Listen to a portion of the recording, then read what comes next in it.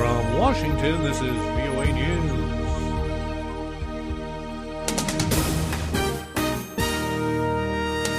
I'm Ray Kouguell reporting. Concern grows over migrant disasters in the Mediterranean. The UN Human Rights Chief accusing Europe of a monumental failure of compassion Monday in its response to the soaring number of migrants who are drowning in the Mediterranean. Zeid Raad al-Hussein said he was horrified but not surprised by this latest tragedy, referring to the capsizing last weekend of a boat filled with hundreds of migrants or more off the Libyan coast as it headed to the southern Italian island of Lampedusa. All but the 28 survivors who were rescued are feared dead.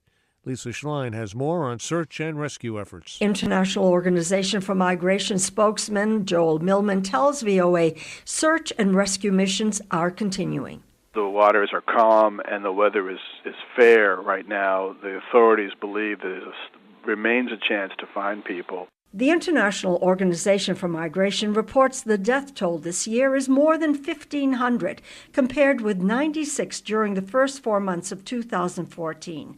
The majority of migrants making this perilous journey are from sub-Saharan Africa, Eritrea, Somalia, and Syria.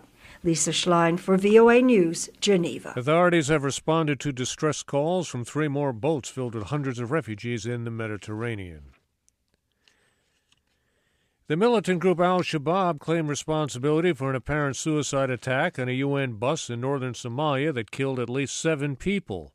The attacker Monday targeted a minibus carrying staffers, the UN Children's Fund, as they traveled from their guest houses to their office. Local police say the dead included 4 foreigners, 2 Somalis, and the bomber.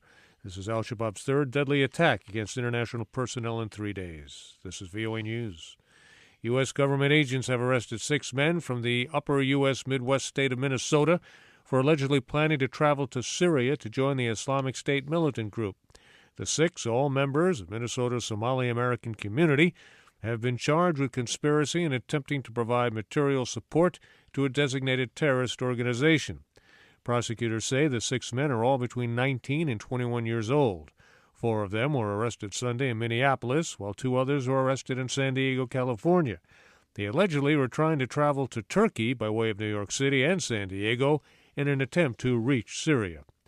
The American warship USS Theodore Roosevelt is repositioning as part of a security operation at sea and not to intercept Iranian vessels off the coast of Yemen. U.S. officials said last week Iran deployed at least 7 ships, some carrying weapons, to Yemen in a bid to shore up Houthi arms supplies through the port city of Aden. Houthi insurgents are facing daily air raids from a Saudi Arabian-led coalition and ongoing clashes with local forces. Thailand is reporting the largest-ever ivory shipment seizure. Steve Herman reports. Thailand on Monday put on display 739 tusks of African elephants. They are from an illicit ivory shipment weighing 4 metric tons that was intercepted on Saturday at the port in Bangkok. Richard Thomas, Global Communications Coordinator in London for Traffic International, the wildlife trade monitoring network, tells VOA this is a very, very significant seizure. Movements of this kind are very, very strongly indicative of organized crime. Thai authorities say the shipment, which was hidden in sacks of beans, originated in the Democratic Republic of Congo and was destined for Laos, making its likely final destination markets in China. Steve Herman, VOA News, Bangkok. The United States and the Philippines have launched their biggest joint military exercise in 15 years with a focus on enhancing preparedness in the region. This year's annual 10-day exercise is twice as large as last year's, involving around 11,000 troops from both nations. A U.S. reporter jailed in Iran is being charged with 4 crimes, including espionage. A lawyer for Jason Rezaian told the Washington Post newspaper he also faces charges of conducting propaganda against the establishment and collaborating with hostile governments. The charges carry a maximum sentence to 10 to 20 years imprisonment. The newspaper's executive editor, Martin Barron, described the charges as ludicrous. Rezaian and his wife, also a journalist, were arrested in July last year after Iranian security forces raided their home in Tehran. His wife's been released, but Rezaian has remained in jail for 9 months. I'm Ray Kouguell in Washington.